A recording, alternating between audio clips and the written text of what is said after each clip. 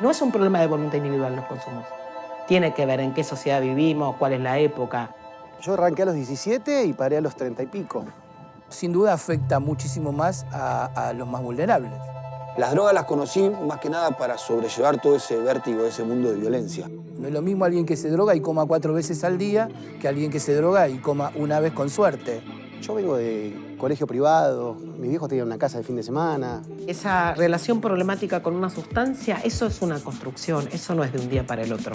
Hoy por hoy tenemos ubicado el inicio del consumo de alcohol en los 13 años y medio, al igual que el de marihuana.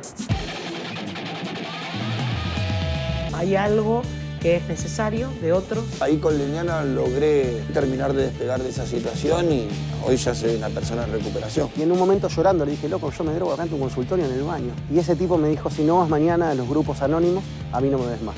Hay que proteger mucho a estos pibes que están más vulnerados en sus derechos, podríamos llamar.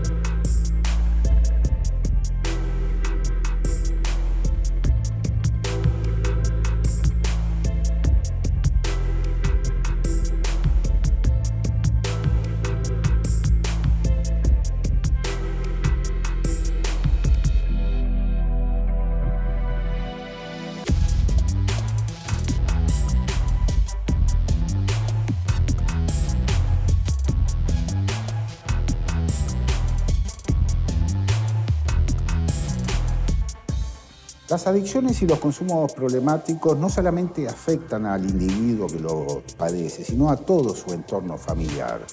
De manera que estos padecimientos deben ser tratados como un problema de salud pública que contemple un abordaje integral para su solución. Las adicciones son el tercer motivo de consultas en salud mental en la Argentina. Y la salida al padecimiento depende del acceso a espacios de atención, cuidado y contención adecuados y sostenidos en el tiempo. La realidad sobre el sistema de salud nos lleva a preguntar si realmente los dispositivos están al alcance de los y las pacientes y de sus familiares. Y, por otro lado, ¿estos sistemas dan una respuesta adecuada?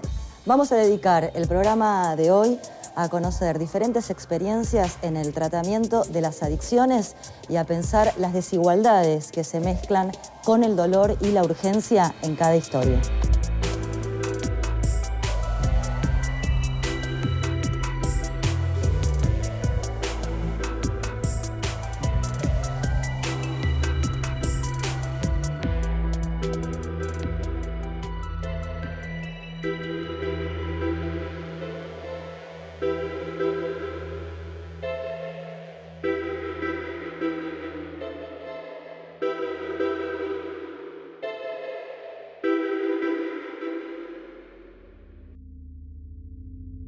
Se habla de consumos problemáticos cuando las personas tienen conductas que no pueden controlarse y afectan la salud física, psíquica y sus relaciones sociales. Lo que se consume y produce los daños puede ser tanto alcohol, tabaco, juegos o drogas. Según datos de Naciones Unidas, Argentina es hoy el tercer país de América en consumo de cocaína después de Estados Unidos y Uruguay.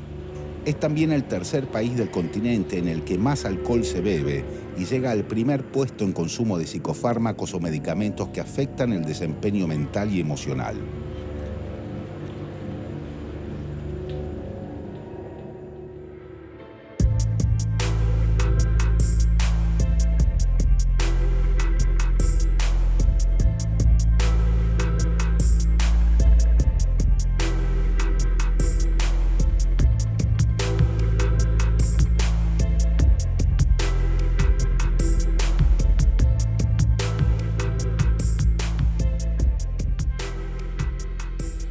Droga, vos sabés que desde el año 2015 que Naciones Unidas constituyó un grupo de expertos que tengo el honor de integrar y somos 28 de todo el mundo, lo primero que se pidió es que dejemos de lado el término droga. Porque cuando la gente piensa en drogas, piensa siempre en ilegales. Cuando la gente dice alguien consume drogas, piensan en marihuana, cocaína, éxtasis, LSD, heroína, pero nunca se piensa ni en alcohol, ni en tabaco, ni en psicofármacos. Y son estas últimas tres las que generan mayor cantidad de enfermedad y muerte en todo el mundo. Así que preferimos usar el término sustancias. Y definimos como sustancia psicoactiva a cualquier sustancia que incorporada al organismo genere una alteración en el estado de conciencia. Y entonces sí, todas las ilegales, el alcohol, el tabaco y los psicofármacos. El Manual de Psiquiatría de Estados Unidos, que tiene distintas versiones, el DSM-4, que así se lo llamaba, ya hay uno que es el número 5, definía como uso, abuso y dependencia. Uso es cuando alguien consume una sustancia pero no tiene un efecto evidente. Por ejemplo, alguien toma una copa de vino y no tiene un cuadro de ebriedad por una copa de vino. Eso es uso. Cuando alguien consume algo y tiene un efecto evidente, eso ya es abuso independientemente de la sustancia, de la cantidad. Y cuando una persona no puede parar de tomar una sustancia, de usar una sustancia, o si suspende, aparece un problema, eso es dependencia. Aproximadamente de los que consumimos alguna sustancia, el 75% hace uso, un aproximadamente 25% hace abuso, y la diferencia, bueno, no son exactos los porcentajes, pero son más o menos entre 23 y 25 entre el que hace abuso, y nos queda entre un 3 y un 5% del universo consumidor de sustancias que son los que dependen. Estos son los adictos. Ahora, después vino el DSM-5 y dividió, dijo, vamos a dividir estas tres categorías en consumo no problemático, y ahí quedó el uso, y consumo problemático, que es abuso o dependencia. Definido nuevamente entonces es cualquier consumo de una sustancia que genera un efecto evidente en el momento que se la consume y o que termina con una adicción, una dependencia. Es decir, la búsqueda constante de esa sustancia y el no poder interrumpir su consumo. Estamos en Ciudad Oculta, vinimos al Instituto Villero de Formación para hablar con Pitu Salvatierra, dirigente barrial.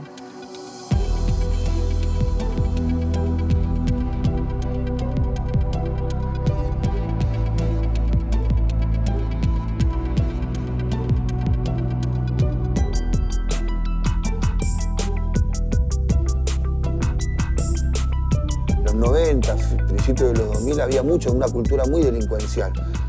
Los pibes chorros, como banda de rock, fíjate las letras, ibas a los bailes. Ser chorro era ser alguien en los barrios populares en esos años. Okay. Era como tener un estatus.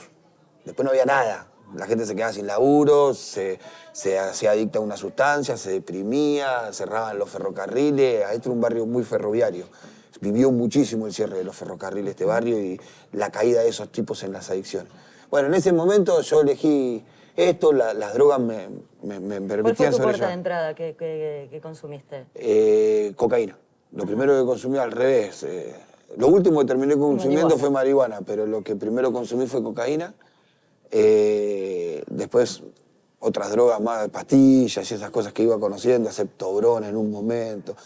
La droga, cualquier cosa que me evadiera de esa realidad que vivía en ese momento. Y viví en ese tiempo, muchísimo tiempo en esas condiciones, consumiendo drogas, más, menos, hasta el año 2001 que perdí mi libertad.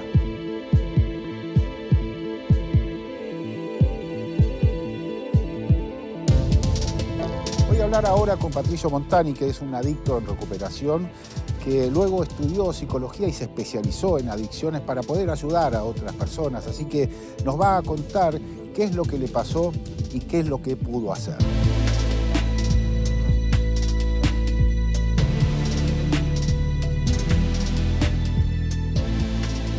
Empecé a consumir a los 17 años.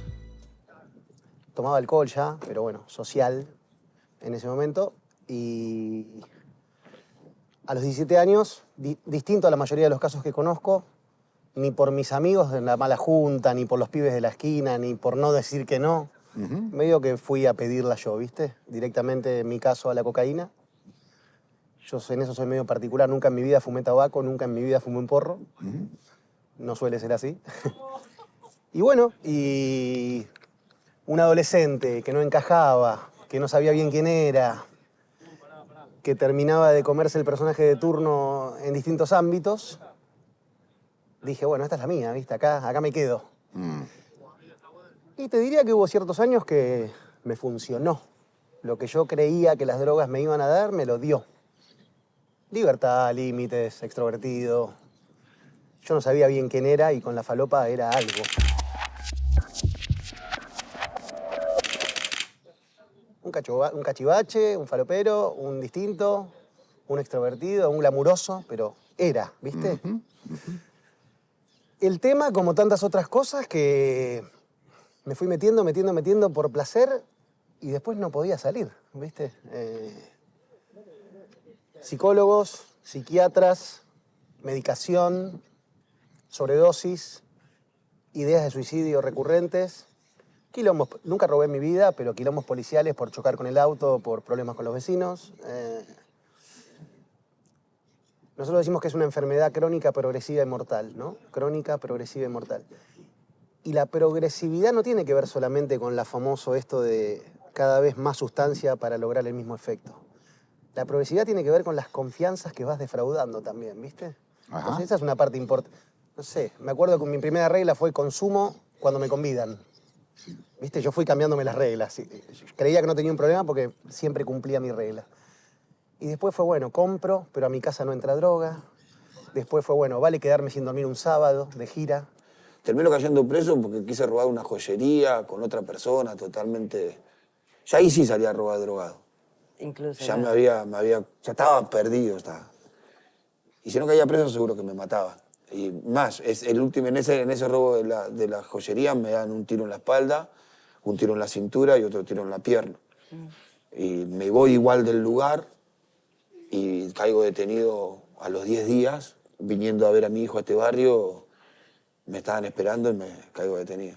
Bueno, y ahí perdí la libertad, me ayudó un poco para desintoxicarme porque era adicto a una pastilla que se llama Septobrón, que cuando la dejas de consumir te produce una abstinencia muy, muy fuerte, con dolores de cuerpo, fiebre, es tremendo. Pero bueno, la privación de la libertad me ayudó a pasar ese proceso como psicológicamente preocupado porque estaba preso y por sobrevivir, no sufrí abstinencia. Es la cabeza de las personas, ¿no? Yo un poquito nomás me desintoxiqué y enseguida volví a consumir drogas, sí. Dentro de la cárcel. Pastillas, muchísimas pastillas. Pasaban 10 días me pasaban y no me daba cuenta. Bajaba visita empastillado, subía empastillado. Seguía consumiendo las drogas porque se consiguen drogas dentro de las cárceles. Hasta que, bueno, después por meterme en tantos problemas, el Servicio Penitenciario Federal me expulsa y me manda al Servicio Penitenciario Bonaerense. ¿No? Y la progresividad de las confianzas que te digo, terminar tomando en el bautismo de mi sobrino, ¿viste? Claro. O cuando yo era el asador en Navidad. Cosas que pensé que jamás iban a pasar. Pero bueno, historia larga, dura. Muchos años de creer que había encontrado algo. Una segunda etapa larga de me hace ruido, pero la vida sin esto es peor. Y unos muchos últimos años de decir, ok, quiero parar, pero como en realidad creo que no voy a poder, digo a todo el mundo que no puedo parar y que no tengo un problema. Y lo último que me interesa contarte, que para mí es clave en la adicción, es muy ligado a la identidad, ¿viste? Llegó un momento que yo dije, esto no da para más. Ok, yo pensé que no iba a poder parar, pero dije, supongamos que puedo. ¿Quién voy a ser? ¿De qué trabajo? ¿Con quién me relaciono? ¿Con quién me acuesto? ¿Qué tipo de amigo soy? ¿Qué deporte hago? ¿Cómo gano dinero? Y eso que nunca fui un pandillero ni nada, pero era tan identitario esto del límite, de lo transgresor, de no me importa nada, de a mi manera, que llegó un momento que dije, ¿cómo encajo de nuevo en el planeta Tierra? Claro. ¿Viste? Viste que dicen muchas veces que la cocaína te da un abrazo tan fuerte que te saca el aire finalmente, ¿no?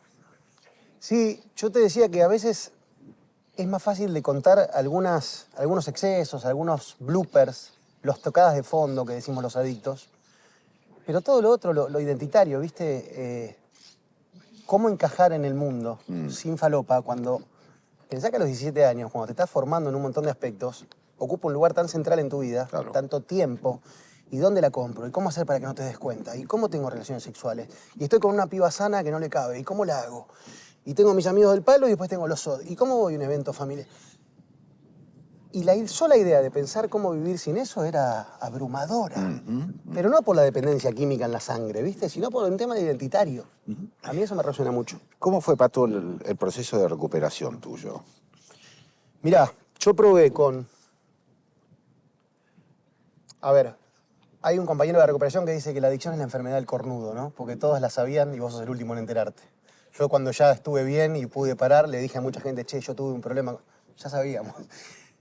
Desde que yo me enteré que tenía un problema con esto, probé con psicólogos, probé con psiquiatras, probé con medicación, probé con una novia que no consume, el amor me va a salvar.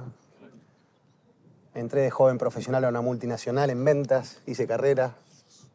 Me fui a vivir a Barcelona, creyendo que el problema era el precio de la cocaína en Argentina. Y claro, donde yo iba conmigo mismo, ¿no? Hasta que una vez mi familia me quiso internar contra mi voluntad, yo no accedí. No es fácil que te internen en este país si sos mayor de edad y medianamente sabés defenderte. Que es una pena, porque estoy del otro lado queriendo ayudar a la gente y hay gente que necesita una internación, es muy difícil, es casi imposible. Y en un momento mi familia me dijo, o te internás o no te vemos más.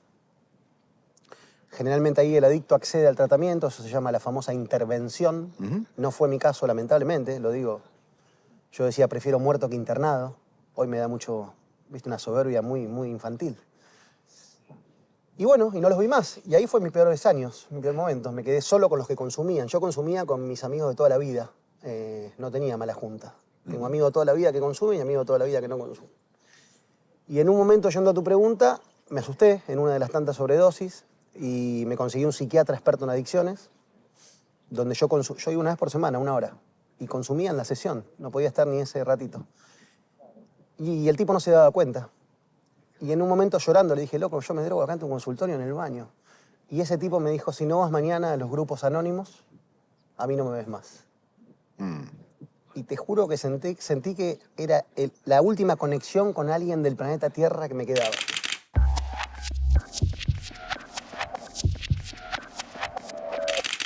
Busqué laburo durante muchísimo tiempo buscando laburo y los antecedentes penales me prohibí, me negaban la posibilidad de conseguir empleo todo el tiempo. Así, hasta que fui al shopping del Espileto, me acuerdo que pedían para limpieza. Hace 8 meses que salgo de estar en Cana, le conté todo.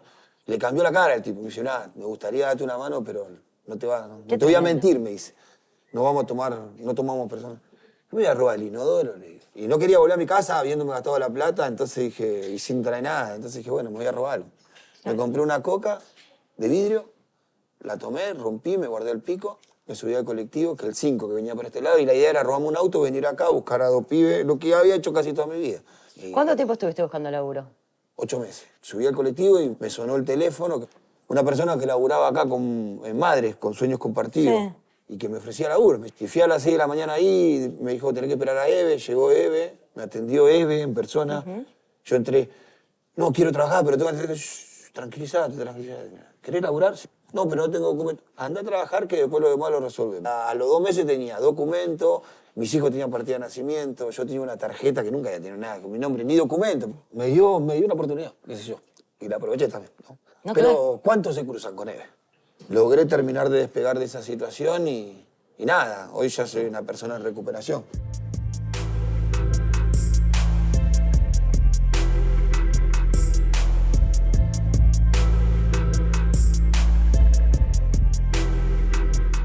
Vientos de Libertad es una experiencia que nace dentro del movimiento de trabajadores excluidos que trabaja con chicas y chicos de barrios populares que atraviesan la problemática del consumo de drogas. La organización tiene casas convivenciales en todo el país donde brindan acompañamiento y contención a quienes se presenten de forma voluntaria y realizan un abordaje integral de la problemática del consumo de drogas.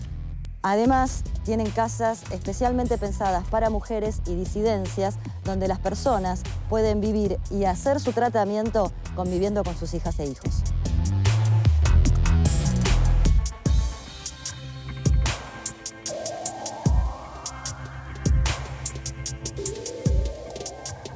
Agustina, tu historia de vida es muy interesante porque vos eras una persona, tenías problemas de consumo y terminaste siendo coordinadora de Vientos de Libertad. ¿Cómo fue ese paso desde la adicción a encontrar un lugar de cuidado y hoy estar vos a cargo para cuidar a otras personas con consumos problemáticos? Bueno, yo conocí Vientos en el 2017 a raíz de que mi pareja estaba atravesando la problemática del consumo. Él tomó la decisión de iniciar un tratamiento en la Casa de Fraternidad y bueno, y yo iba a visitarlo. La realidad es que estaba en un momento muy difícil de mi vida donde no estaba en condiciones de ir a visitarlo a él porque claramente estaba en consumo. Y en ese lugar me hablaron y me dijeron, si bien él es nuestra prioridad porque hoy él está haciendo un tratamiento, hay un lugar que abrió hace muy poco y es para mujeres, madres, disidencias, para poder hacer un tratamiento. En ese momento tenía 18 años, era muy joven y me daba un poco de miedo porque nunca había iniciado un tratamiento, nunca había hecho algo ambulatorio, nunca había tenido terapia, pero sí venía de tener una historia difícil, una familia en consumo con varios problemas, con la ley también. Y lo que sí yo tenía en claro era que no quería continuar como seguía y que también estaba enamorada y no lo quería perder a él. Entonces, nada, tomé la decisión de hacer un tratamiento, se lo hablé a mi familia, hubo una parte de mi familia que me apoyó, fui valiente y bueno, armé mis cosas y fui. Fui a ese lugar que claramente yo no conocía a nadie, no sabía, pero sí estaba segura que quería algo distinto. Y bueno, llegué a ese lugar, me abrieron las puertas y bueno, con el tiempo fui entendiendo, ¿no? Que era hacer un tratamiento. Me costó un montón, como le cuesta a todas las mujeres que hoy están acá, porque no es solamente dejar el consumo. O sea, Vientos no pone el foco en la sustancia, sino en los problemas que te llevan a tomar esa decisión. Nosotros decimos que cuando una persona termina consumiendo es porque necesita tapar esa angustia, ese dolor que siente por dentro. ¿Y en tu caso, qué fue lo que te hizo iniciar el consumo? En mi caso fue, primero, bueno, el consumo en mi vida estaba muy naturalizado. Una mamá que consumía, que también tenía problemas con la venta de consumo, un padre ausente. Y bueno, y desde muy chica tuve que vivir situaciones que no estaban buenas, que no eran acorde a mi edad, como esto, ¿no? Mi mamá empezó a tener problemas con la ley. Entonces, bueno, pasé de vivir con mi mamá a vivir con mi abuela, me cambió rotundamente la vida, tuve que cambiar de escuela y como que también la vida me hizo madurar, ¿no? Si bien, no sé, tenía 12, 13 años, tuve que dejar el secundario porque mi mamá estaba privada de su libertad y necesitábamos atender el almacén, entonces, bueno, yo tuve que dejar el secundario para ocuparme de eso. Y bueno, nada, claramente me llevó todo... mi historia, ¿no? Desde muy chica vivir eso, ver ese consumo naturalizado, la falta de límites, ¿no? Estoy acá, como te cuento, de 10 meses, muy contenta porque el acompañamiento ha sido excelente, tanto desde lo psicológico como hasta la salud. Recuperé a mi mamá, el vínculo con mi mamá es hermoso. Yo a mi mamá la tenía ahí, pero era solo por dinero. Ahora yo escuchar que mi mamá me dice, te amo, hija, y no veo la hora de que sean los días de llamado. He crecido mucho, personalmente he crecido demasiado. No pensé que yo era la mujer que soy ahora. Es lindo despertarte con un abrazo, es lindo que... Yo tengo episodios de muchas pesadillas y siempre están ahí presentes, siempre me están apoyando. O sea, para mí es extraño que me digan cómo amaneciste, cómo estás, que me den un abrazo. O sea, yo eso nunca, ni enterada, ¿me entiendes? Ni enterada. Y acá son pendientes de mí, ¿qué te pasa? ¿Cómo estás? Me hace sentir bien, he crecido mucho. Tengo ayuda psicológica, psiquiátrica, por todos los lados me han ayudado. Estamos acostumbrados mucho a escuchar lo de las granjas, ¿no? Que son como un lugar que caes o vas, te tienen un tiempo... de limpieza y volvés a donde estabas. Sí. Es importante esto de que lo que es dejar a alguien en una granja, que se desintoxique 6, 7 meses y después vuelve a su vida que lo llevó justamente al consumo. Y que creo que la diferencia es un poco el psicoanálisis de preguntarse, ¿no? De por qué y la responsabilidad sobre eso. Sí, de poder interrogarse, cuestionarse qué lo ha llevado a eso, ¿no? Que hay otras causas más complejas atrás. Sí, pasa que muchas veces en otro tratamiento se apunta más a lo conductual, ¿no? A lo directivo, a dirigir al sujeto. Y nosotros lo pensamos de otra manera, ¿no? Nosotros no dirigimos el sujeto, en todo caso dirigimos la cura con nuestros conocimientos, hacemos una lectura a partir de nuestra escucha, ¿no? Pero no dirigimos al sujeto, no le decimos qué hacer. En todo caso, vamos pensando con el paciente a través de esa relaboración. No se enfocan en el consumo en sí. No. Sino en todo lo que hubo alrededor para llegar a ese consumo. Sí, qué pasó en el origen, ¿no? ¿Qué causas lo llevaron a eso? ¿No? Porque las pibas vienen y bueno, consumo porque quise. Después cuando vamos trabajando vemos que no es así. Ellas van descubriendo que hay un montón de cosas que le pasaron, ¿no? Que la llevaron a este consumo, ¿no? A querer anestesiar ese dolor de todas estas vivencias traumáticas, ¿no? Que no se dan a veces ni el tiempo, que no lo tienen tampoco, de poder pensar, ¿no? Qué es lo que los llevó a eso.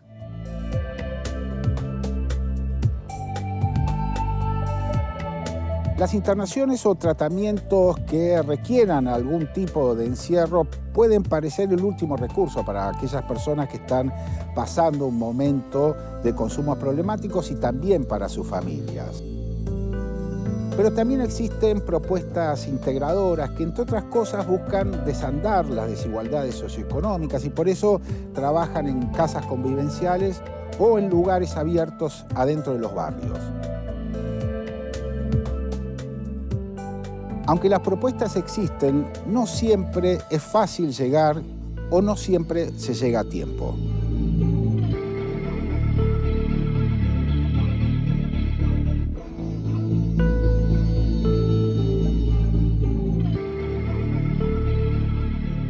Lo que pensamos los curas que estamos en las villas es que el PACO es la manifestación de la exclusión en la cual viven muchos pibes.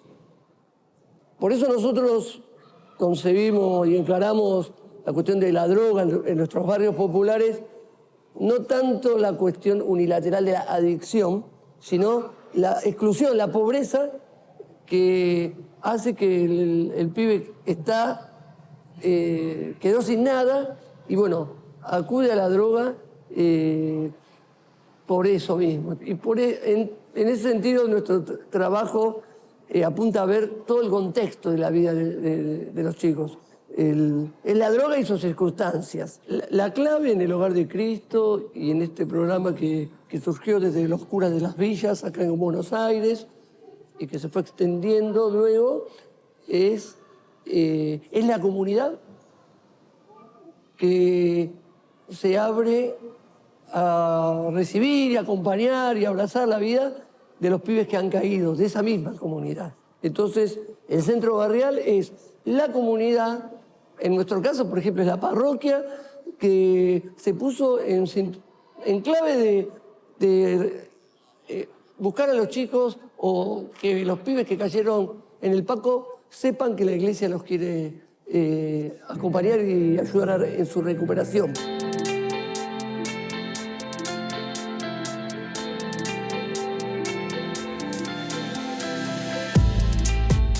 Estoy en la sede del Cedronar y voy a hablar ahora con la titular del Cedronar, Gabriela Torres, para saber cuáles son las herramientas que tiene el Estado al momento de abordar los consumos problemáticos.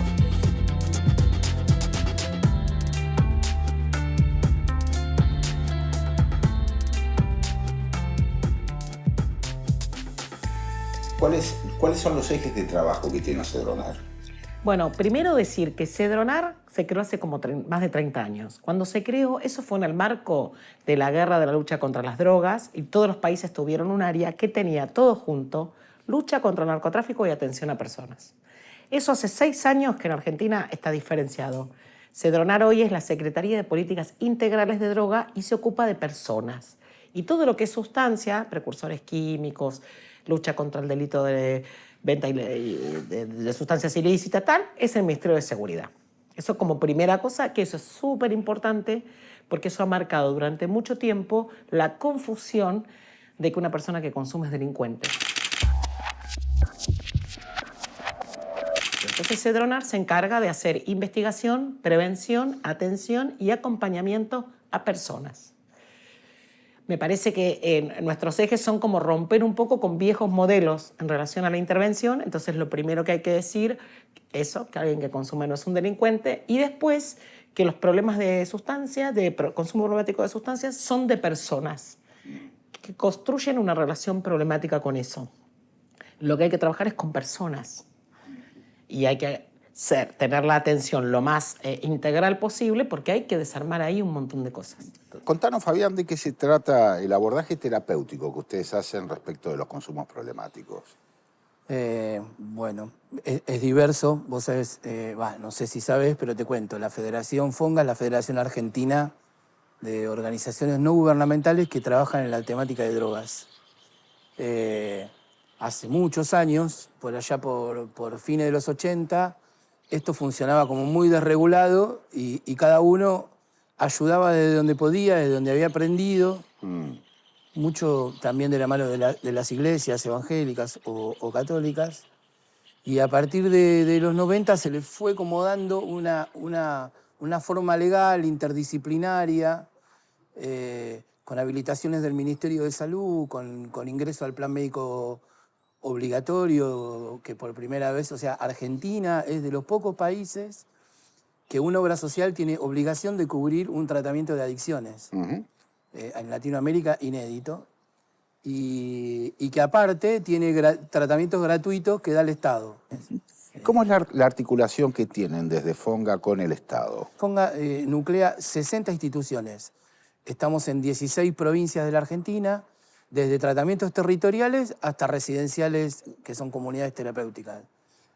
Con el Estado trabajamos a través de Sedronar a nivel nación y a través de los gobiernos de la provincia, en alguna provincia que trabajen conveniada con Sedronar, son a través de becas que reciben las personas, no las instituciones. Y bueno, nada, trabajamos articuladamente, ellos derivan, vienen a las instituciones, tienen todo un programa que ya fue presentado anteriormente en la Sedronar y fue aceptado. Y bueno, tienen las auditorías. En el caso nuestro, en FONGA, para ser parte, tenés que tener habilitación. O sea, no hay ninguna institución que pertenezca a la federación que no esté habilitada por el Ministerio de Salud de su provincia y auditada por algún ente del Estado. Nosotros desde el Hogar de Cristo acompañamos todo el contexto de la vida de los pibes que se acercan, formando centros barriales que atienden todas esas circunstancias que te decía recién, como ser el trabajo o no trabajo, dónde vive el chico, su situación de salud, su situación judicial, la familia. Tratamos de abrazar con ese lema de recibir la vida como viene, la vida de los chicos, y ver cómo acompañarlos, cómo buscar respuestas y caminos, ¿no? El 141 es la línea telefónica de escucha y asistencia que funciona a las 24 horas del día para todo el país. Durante el año 2021 se atendieron más de 36.000 llamadas, en un aumento del 43% con respecto al año anterior. El 86% de los llamados recibidos fueron casos de varones y más de la mitad de las historias mostraban adicciones de por lo menos 10 años. Cuando una persona está bajo los efectos de un consumo problemático, los abordajes son distintos, va a depender un poco de la circunstancia. Una persona intoxicada, ya sea por alcohol o por cocaína o por éxtasis o tusi o por mezcla, porque ese es un problema grave que tenemos, normalmente es llevado a las guardias de los hospitales, ¿sí? Entonces, en un hospital general ahí lo que se trata es la cosa sintomática, el riesgo de vida y tratar exclusivamente la sintomatología. Cada sustancia produce un efecto distinto. Hay sustancias que son depresoras, como el alcohol, los opioides, hay otras que son estimulantes, como la cocaína, y otros que son distorsionadores de la realidad o alucinógenos, como el LSD, el éxtasis. Entonces, cada uno tiene tratamientos y abordajes distintos. Hiciste varias menciones para entender que no es solamente sobre la sustancia sobre la cual se establece el consumo problemático. ¿Qué otros aspectos de las personas que están con estas situaciones atienden del Cedronar? ¿Cómo están conformados los equipos? Una idea respecto de eso. Sí, primero algo un poquito conceptual que le da como base a toda esa pregunta, que es que esa relación problemática con una sustancia, eso es una construcción, eso no es de un día para el otro, ¿no? Entonces, alguien que empieza a necesitar la sustancia para soportar algo en la vida, incluso podría ser sobrellevar la alegría, ¿no? Pero en principio empieza a vincularse con eso y cada vez, para enfrentar cualquier cosa de la vida, necesita eso. Eso es importante distinguir que no es lo mismo. Cualquiera que consume no tiene un problema de consumo problemático, ¿no? ¿Cómo se construye ese consumo problemático? Cuando para enfrentar toda la vida necesitas la sustancia, ahí hay un problema. Entonces lo que hay que rearmar es esa lógica de qué pasa ahí, ¿no? ¿Qué pasa en tu vida? ¿Cómo? Desarmándote para que empieces a tener una vida más saludable. Y naturalmente eso es un cambio de posición subjetiva en relación a la sustancia. Naturalmente uno vuelve a recuperar su propia subjetividad y la sustancia siga siendo un objeto, ¿no? Ese sería como el objetivo. Ahí se necesitan muchas cosas. Se necesita alguien par que te dé confianza de que vos estés en un lugar. Por eso la lógica para nosotros de trabajar en perfiles comunitarios, en que no es solo un tema de profesionales, sino también de una red más amplia, de acompañantes pares, ¿no? Hay algo que es necesario de otros. Es necesario que haya un equipo interdisciplinario, hay algo que tiene que ver, por supuesto, con la psicología, a veces se necesita psiquiatría cuando el problema de salud mental viene más complejo, se necesita un trabajador social, ¿no? Nosotros tenemos equipos en general, esa es los principales profesionales, pero también tenemos médicos, también tenemos musicoterapeutas, tenemos profe de educación física, ¿no? Tenemos un montón de cosas que arman una estrategia de acompañamiento ahí. Yo creo que había que concentrar mucho más las fuerzas y las energías en los adictos, en las personas. ¿Cuánto se invierte en la lucha contra el narcotráfico y cuánto se invierte en los espacios para tratar a las personas con adicciones? Entonces ahí está el problema. Ataquemos. ¿Por qué tenemos una lógica inversa que se tiene muchas veces, por ejemplo, como con la trata? Bueno, sí, claro. Si no hay cliente, no hay... o si los clientes son sanos y consumen, ¿no? ¿Sí? Y de última, a las personas que son sanas y que quieren consumir, o a todos que quieren consumir, no todas las sustancias son lo mismo, yo lo sé, pero digo, la visión que tenemos en cuanto a cómo avanzar sobre este tema, o cómo encarar o abordar este tema, me parece que está errada. Hay que darle más bola a los adictos, a las personas. A las personas sí, y que darle tienen esos problemas. recursos, ¿no? La Claro. diferencia que vos marcaste Eso. primero, de terminar en cana y de terminar recuperándote con ayuda de compañeros, Bueno, y si de no invirtiéramos dejar más, solo, claro. ¿no? Yo creo Hoy que... el Cedronar, yo tengo compañeros que trabajan dentro del Cedronar y que ponen de su vida para que eso funcione y a veces no tienen recursos. Pero si vas a la Superintendencia de Lucha contra las Drogas, tienen hasta naves espaciales, más o menos. Entonces digo, ahí está un problema que tenemos. No hay recursos para que las personas que tienen problemas con las adicciones puedan acceder a un tratamiento como la gente, que puedan... que puedan laburar, eso. ¿no? Que los puedan Sí, tomar. que puedan tener un lugar. Acá, ¿cuáles son los recursos a la mayoría de las personas que son adictos en los barrios? Las granjas de internación. ¿Me entendés? Pero que después es eso y nada más. O sea, un pibe te lo toman, te lo llevan a una granja. Te lo limpian. Te lo limpian. Y después viene con 20 kilos más a los 8 meses a la misma esquina, en el mismo contexto, en la misma situación. Es muy probable que a los pocos meses vuelva a caer en adicciones, porque a diferencia de los que consumen en momentos de éxito o que no tienen otro problema, este sector social, los adictos de este sector social, sus adicciones se alimentan de su fracaso, de su tristeza, de su depresión. Las políticas de prevención que tenemos en Argentina yo creo que son insuficientes, pero bueno, es insuficiente el presupuesto. Cuando hace un tiempo yo le pregunté al secretario de Lucha contra el Narcotráfico y al secretario de la Cedronar, es decir, quien hace prevención y asistencia, cuáles eran los presupuestos, me encontré con que teníamos más de $1.000 millones de presupuesto en la lucha contra el narcotráfico y apenas $20 millones en el presupuesto de la Cedronar. Y tampoco creo que tengamos que disminuir el presupuesto de la lucha contra el narcotráfico, pero sí podemos decir que la lucha contra el narcotráfico viene fracasando en los últimos 100 años, ¿no? Porque hemos siempre invertido dinero y cada vez nos va peor. Pero no solo a nosotros, le va peor a los europeos, a los norteamericanos. Nadie en el mundo invierte tanto dinero en la lucha contra el narcotráfico como Estados Unidos, y nadie en el mundo consume tantas sustancias ilegales como los norteamericanos. Es decir, que el fracaso no es solo nuestro, es de todo el mundo, ¿sí? Entonces, bueno, por ahí podríamos intentar destinar un poco del dinero de la lucha contra el narcotráfico en prevención, y es probable que le rompamos el negocio a algunos. Pero bueno, me parece que no estoy seguro y vende poco. Uno no escucha a los políticos decir hay que aumentar el dinero en prevención. Normalmente dicen tenemos que aumentar el dinero en la lucha contra el narcotráfico.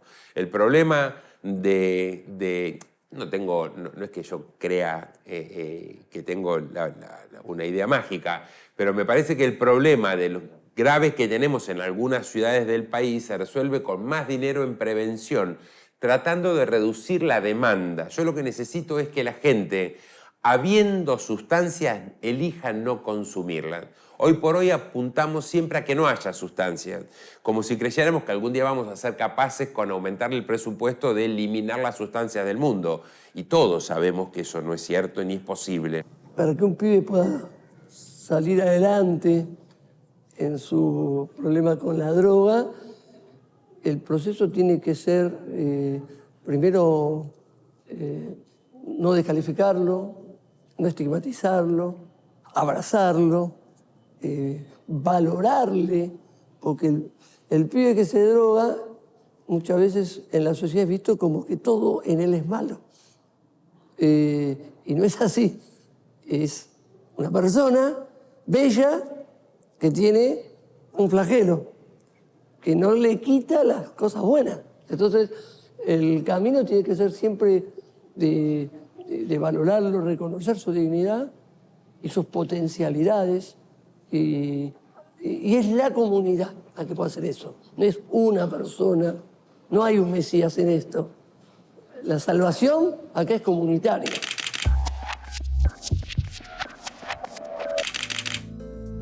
Un prejuicio muy común es considerar el consumo de drogas como un problema de los sectores populares, aunque se trata de un problema de salud pública que no distingue clases sociales. Pero es una verdad innegable que las adicciones en situaciones de exclusión muestran de una manera descarnada las desigualdades sociales.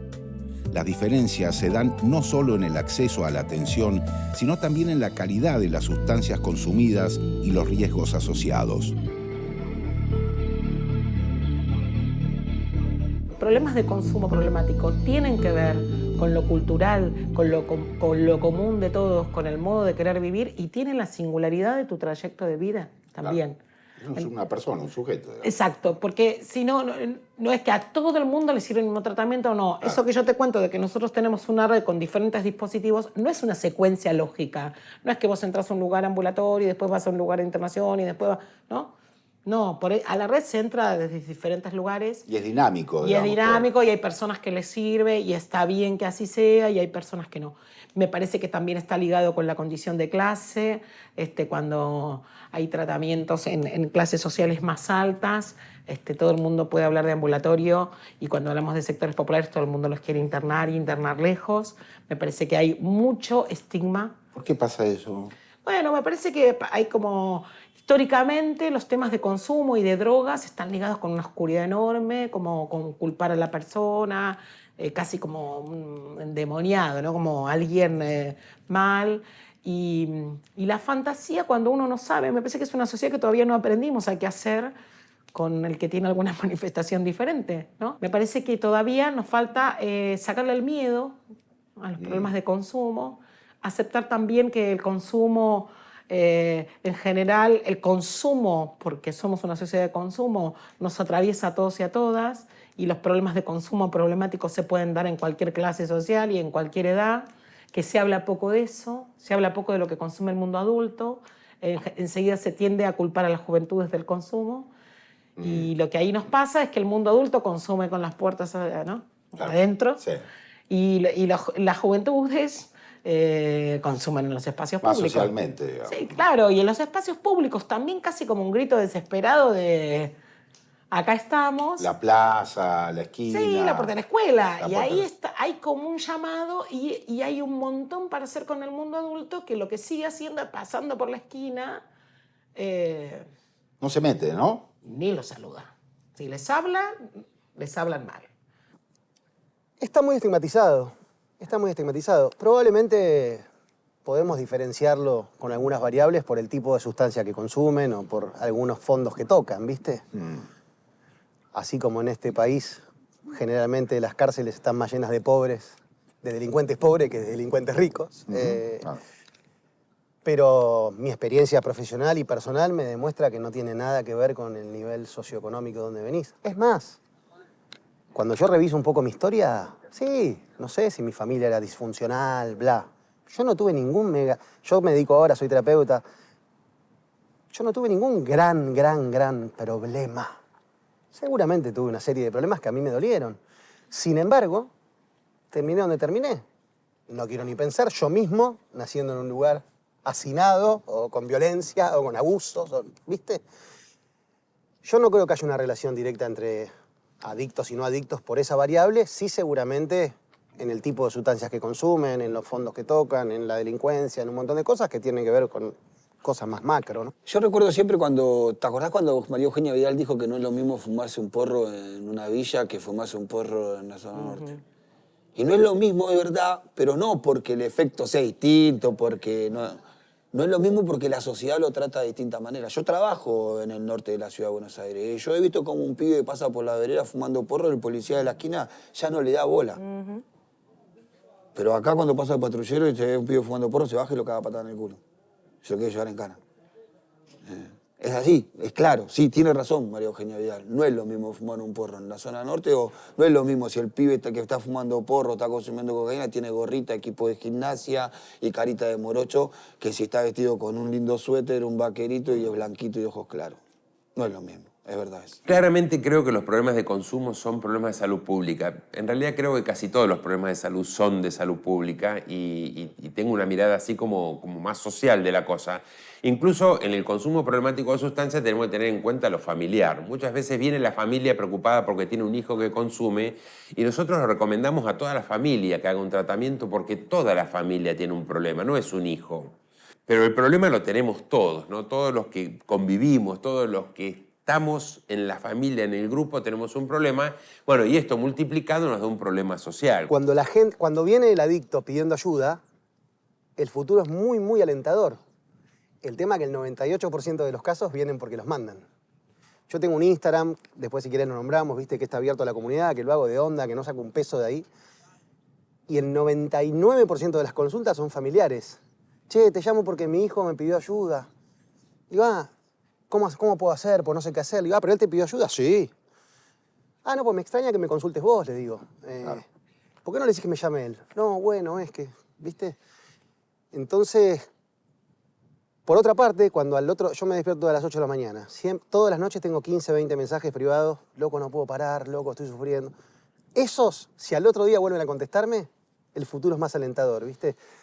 Nosotros decimos en los grupos anónimos, que los recomiendo y mucho porque son gratuitos, porque están en todos los países del mundo, acá están en todos los barrios, porque no tienen ideología política ni académica, ni los psicoanalistas contra los conductistas, ¿viste? No hay mambos, no hay jerarquías. Nosotros decimos que es una enfermedad de autodiagnóstico. Cuando Pato dice que es adicto o cuando a Pato le hace ruido su consumo, ahí cuando puede pasar algo alentador. Cuando todo el mundo me dijo, te estás haciendo mierda, mi mundo no cambiaba. Tiene que tomar la conciencia la persona, digamos, que está atravesando el problema. Sí. Por supuesto que es muy desesperante como familiar verlo sufrir y no hacer nada al respecto. También hay grupos para familiares, ¿viste? Nosotros decimos que es una enfermedad familiar, donde hay uno que consume, pero generalmente hay una dinámica familiar donde le es funcional un problemático en la familia. Entonces hablamos todos del loquito y no hablamos de otras cosas. Por eso existe lo que se llama la codependencia. De hecho, cuando el adicto deja de consumir, es apasionante los cambios que suceden en el sistema familiar. Como que hay una Se modifica algo ahí. Una silla de oveja negra vacía Claro. y alguien la termina ocupando, lamentablemente. Te digo, hace 10 años una actriz famosa contó que consumía Paco y fue bien tratada y salió en la tapa de una revista, ¿no? Y todos trataron de ayudarla y cualquier pibe nuestro que sale es al revés, ¿no? Es como muy maltratado y seguro, era porque consumía, ¿no? Ahí hay como una sociedad que mira diferente si sos joven de sectores vulnerables, si sos mujer joven de sectores vulnerables, ¿no? Hay como una sumatoria, por eso siempre es necesario vincular cualquier atención a problemas complejos con un modo de vivir más grande. O sea, vamos a tener que preguntarnos por algunas cosas porque si no, no hay manera de trabajar. Consumos problemáticos, violencias, ¿no? Cualquier problema que es síntoma también hay que hacer algo específico, que es lo que hace Cedronar, pero nosotros no podemos dejar de decir que es necesario mirar más grande. Pitu, ¿qué le dirías a alguien que está hoy teniendo o atravesando un consumo problemático? No, yo depende en qué circunstancias estés, pero le voy a hablar a los chicos que quizás que conozco yo. Comúnmente el que está en esta situación en un barrio como el que estamos viendo, sus adicciones se alimentan de su fracaso, de su tristeza, de sus angustias, de la falta de oportunidad de estar cerca de cumplir sus sueños. Lo único que le podría decir que donde está más lejos de cumplir su sueño y de alcanzar sus objetivos. Y que aunque le parezca imposible, se puede hacer.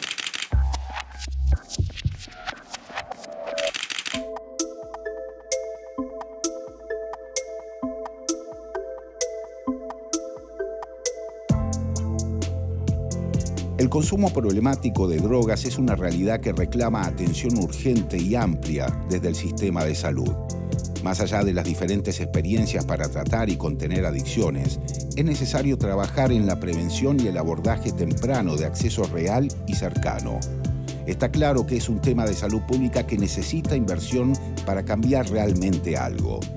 No hay salidas mágicas y seguro no son individuales y quizás dependan más que nada de conectarnos con lazos que acompañen y sostengan.